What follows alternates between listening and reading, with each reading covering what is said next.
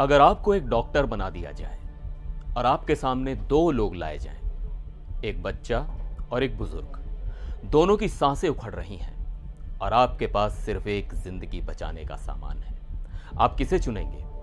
ये कोई फिल्मी सवाल नहीं है, ये वो सवाल है जो आज गाजा के डॉक्टर हर पल खुद से पूछ रहे हैं और ये सवाल इंसानियत को झकझोर कर रख देता है।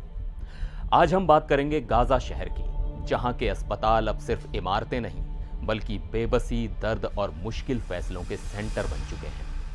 वर्ल्ड हेल्थ ऑर्गेनाइजेशन ने हाल ही में कुछ तस्वीरें और रिपोर्ट्स जारी की हैं जो दिल दहला देने वाली हैं। ये तस्वीरें गाजा के सबसे बड़े अस्पताल अल शिफा मेडिकल कॉम्प्लेक्स की हैं। देखिए कैसे इमरजेंसी डिपार्टमेंट में मरीजों को इलाज के लिए फर्श पर लिटाया गया है। जगह नहीं है, बेड नहीं है और मरीजों की लाइन खत्म होने का नाम नहीं ले रही। यहीं पर एक इमरजेंसी फिजिशियन है, डॉक्टर इस्माइल रमदान। उन्होंने जो कहा वो सुनकर शायद आपकी रूह कांप जाए। उन्होंने कहा, घायलों की लिस्ट बहुत लंबी है, दुर्भाग्य से हमें उनके बीच चुनाव करना पड़ता है, जिंदगियां बचाने के लिए बच्चों के बीच, बुजुर्गों के बीच। सोचिए उस डॉक्टर का दर्द, जिसे ये चुनना पड़ रहा है कि वो किसकी जान बचाएगा और किसे किस्मत के भरोसे छोड़ देगा।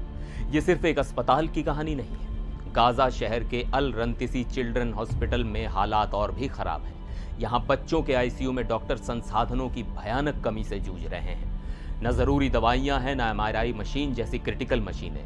यहाँ के पीडियाट्रिक आईसीयू के हेड हैं डॉक्टर मोहम्मद हेजो।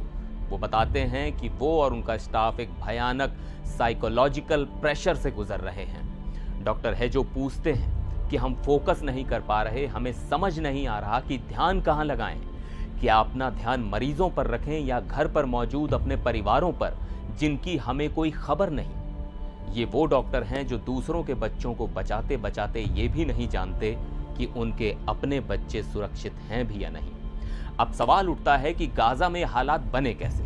WHO का कहना है कि गाजा के लगभग आधे चालू अस्पताल इसी गाजा शहर में हैं और इसी शहर पर अब इजराइल ने अपना जमीनी हमला शुरू कर दिया है। इजराइल ने गाजा शहर को पूरी तरह से घेर कर हमला करने का ऐलान किया है। इजरायली रक्षा मंत्री इजराइल काट्स ने तो यहां तक कह दिया है कि गाजा जल रहा है। शहर पर भारी बमबारी हो रही है और सैनिक शहर में घुसना शुरू कर चुके हैं।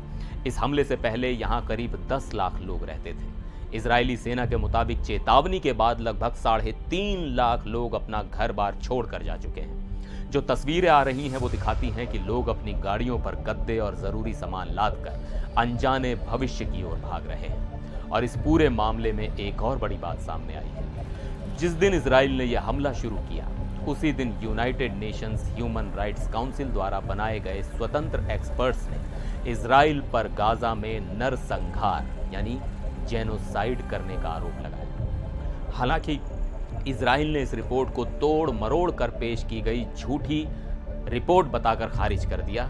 तो एक तरफ जंग की राजनीति है, आरोप प्रत्यारोप है, और दूसरी तरफ हैं डॉक्टर रमदान और डॉक्टर हेजो जैसे लोग जो टूटे हुए सिस्टम में, बमों के साए में बस जिंदगियां बचाने की कोशिश कर रहे हैं। वो हर दिन उस सवाल से जूझते हैं, किसे बचाएं और किसे नहीं। इस जंग में गोलियां और बम शायद सैनिक चला रहे हों, लेकिन इसकी असली कीमत वो मासूम लोग चुका रहे हैं जो फर्श पर पड़े हैं, और वो डॉक्टर चुका रहे हैं जिन्हें भगवान बनकर मुश्किल फैसले लेने पड़ रहे हैं। इस पूरी कहानी में आपको सबसे ज्यादा दर्दनाक क्या लगा? नीचे कमेंट्स में जरूर बताइएगा। फिर मिलेंगे एक और वीडियो में, तब तक के लिए नमस्कार।